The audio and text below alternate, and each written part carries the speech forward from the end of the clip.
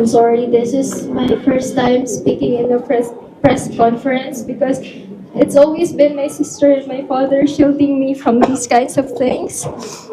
But when I was young, my mama said whenever that I would step on stage that I should raise my head up high and I should say my words loudly so that everyone could hear me, and that I should be confident with everything that I say so you guys would understand.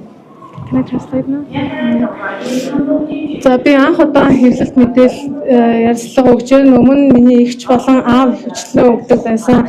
Харин миний ээж надад амь дахта хэлдэг байсан. Хизээ нэгэн цагт чи тайсан дээр гарах болвол толгоогоо дээшрэн хэлэх гэсэн санаа заавал хэлж байгаарай гэсэн бусдад олгоо өрхийн тал. If it's okay with you guys, I also wrote a letter so that I could explain clearly and I could relay my messages. Хэрвээ та бүгдэд зүгээр гэвэл би нэг захиад бичсэн үүнийгээ уншиж өгье. Sure, they would like to hear it. Sure.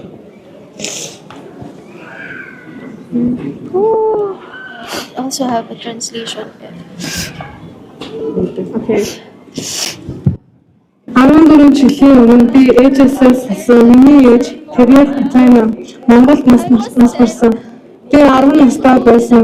Ердөө 10 настай хитрхий жаахан хитрхий балчир үхэл гэж юу болохыг ч ойлгоход дэндүү эрт хизээж шаардлагагүй ой гашуу ойлгоход дэндүү эрт миний мэдэж байсан ганц зүйл гэвэл би ээжүүгээрээ энэ ертөнцид ганцаараа үлдсэн байсан.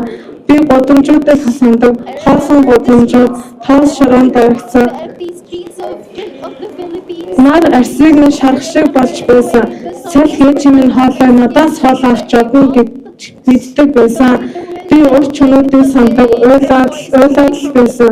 Түүний дурсамжийг тэргэн ганцхан мөч дахиад ганцхан удаа хамт байхыг хүсэж залбирч гуйж байсан тэр мөчүүдийг сандаа 14 жилийн туршид бид хүлээсэн. Бид гойсон, бид чимээгүй хоосон орон зайруу хашгирсан, гэвч хинч ирээгүй, хинч туслаагүй. Би чагсаалтаар очиж байснаа сандаг, би түүний нэрийг салхинд хашгирч байснаа сандаг, цорайг нь сандаг, хоосон амиргүй хуурай цорайг. Дэлхий түүний залгичхад намайг гадаж юу ч үлдээгүйгүй мэт санагдаж байсан. Хэрвээ тэр бяцхан охинд хэн нэгэн энэ зогсон гэж хэн нэгэн энэ өдөр хийж хүмүүс бидэнд таслан гэж нэгэн өдөр бидний түүх эцэст нь сонсогдсон гэж хэлсэн бол тэр итгэхгүй л байх байсан. Нулимс ойлж байхдаа би инээх байсан. Тэр үед шудраг яс боломжгүй мэт санагддаг байсан. Найдварыг харгас зүйл мэт мэдэрдэг байсан. Бидний байсан ганц зүйл бол буй гашуу.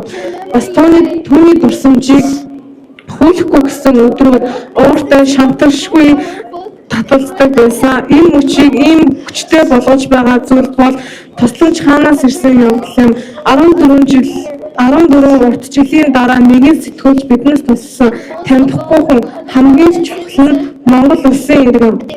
Тэд биднийг буцааж авч ирсэн. Зүрхийг минь ээжийн минь зүрхийг хоёуланг тасалж авсан тэр газарт түүнийг алсан тэр газарт харанхуй хамгийн гүн газарт ч зүрх хөвдөө дахин засрахгүй мэт санагдах үед ч хүн чанар гараас биднийг босгож чадсан. Ингээл нэг үүсэн нэг улс нэг тал нэг түүхэд хаяалагдгүй олон жилийн өмнө өвдөлтийн дараа ч хүн чанар анцаар дундуур өөрийн замаа олдгийг үзээ. Өмнөийг хэлэхэд би айж байна.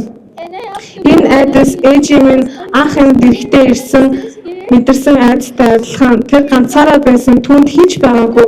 Би түүнийг тэрхийг хүсэж байна. Би түүнд хэлмээр байна. Бүх монгол хүмүүс муу бишээ гэж тэр бүгд адилхан биш. Ээжээ чи зүгээр л азгүй байсан. Гэхдээ энэ сайн хүмүүс би сэтгэлдээ санаа тавьдаг хүмүүс. Энэ үуч бол 14 жилийн дараа ээжтэйгээ хамгийн ойр байж байгаа нь 14 жилийн өвдөл 14 жилийн санал. Би түүний гарыг санаж байна. Түүнийг холоос инээсгэлгийг санаж байна. Анх үед минь намайг хэрхэн тэмэрдэг байсныг сандаг. Уйлахад минь тухан дээр минь унсдаг байсан.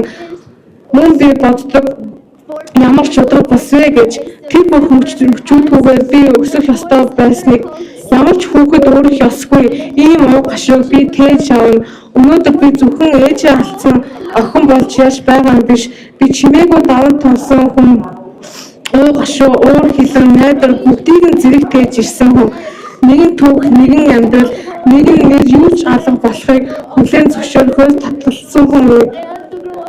Энд зогсоо түүний нэрийг чангаар хэлэхэд би түүнийг мэдэрч байна. Уг бүртээ нулимс бүртээ 14 жилийн хүнд баг багаар 14 жилийн хүнд байсан явдлууд баг багаар хөнгөж байгааг мэдэрч байна. Учир нь бидний түүх эцэст нь сонсогдож байна. Би хэн нэгнийг алдсан хүн бүрт хүлээж байсан хүн бүрт чимээгүй хашгирсан хүн бүрт хандаж хэлмээр байна. Би та нарыг харж байна. Би та нарыг мэдэрч байна. Таны уур гашуу утга учиргүй биш. Таны түүх үн цэнтэй 14 жилийн дараач өнөө дуу хоолой тань хийгээд төсгөлтгүй алдагдлын дараач найдвар замаа олж чаднаа. Энэ аялал зөвхөн өнгөрсөн тухай биш. Энэ бол нэртүрийн тухай, дурсамжийн тухай, шударга насны тухай. Зөвхөн миний ээжийн төлөө биш, гэр бүлийн төлөө, хүүхэд бүрийн төлөө, харагдахын тулд хашгирах хэрэгтэй болсон хүн бүрийн төлөө, Монголын ард түмэнд тусалсан, сонсон, эмэрлсэн та бүгдэд би та нарыг харж байна, мөн маш их талархж байна. Уур гашууг мэдэрч ирсэн энэ мэдэрсэн зүрхнийхээ яриалаас мөн талархаж байна. Баярлалаа. Бидний түүхийг дахин амьдруулах боломж олгосонд баярлалаа. Тэсшгүй зовлонгийн дараач найдвар гэртээ харж болдгийг баталсан. Баярлалаа.